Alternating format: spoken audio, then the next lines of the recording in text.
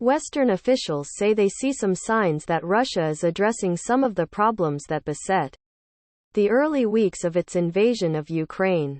The fact that they are trying to advance along a more narrow set of lines means that issues like command and control are better.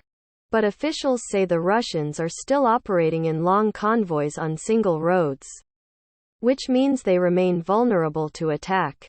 Ukrainian troops, they say, continue to fight in a very smart and very effective manner.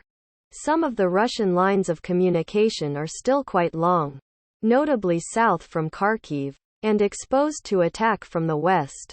Officials say Vladimir Putin is still in a position to win, with a range of possible outcomes, none of which they expect to see happen quickly. The West is gearing up to sustain military support for Ukraine through a prolonged period of conflict, perhaps much of the rest of this year. A successful Russian campaign in the Donbass is possible and, in a worst-case scenario, this could lead the Russians to revisit some of their pre-war objectives, such as Kyiv and Odessa. Officials say that Russian forces enjoy a roughly 3-to-1 advantage in numbers over the Ukrainian military. But much depends on how smartly Moscow uses those forces and what capabilities the Ukrainian defenders have, hence the push by the West to send even more advanced equipment.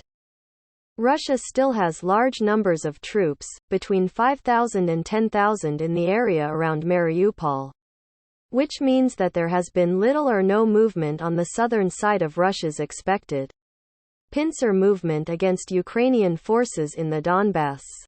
Officials say that if Putin wants to seal off Mariupol, this will not be a trivial task and will continue to limit the ability of those forces to take part in operations in the Donbass. Officials note that Russia's use of long-range Iskander missiles has slowed somewhat in the past week, suggesting Moscow has concerns about usage rates and the ability to restock. Thanks for listening to this important news update. Please subscribe to our channel to stay updated with the latest news.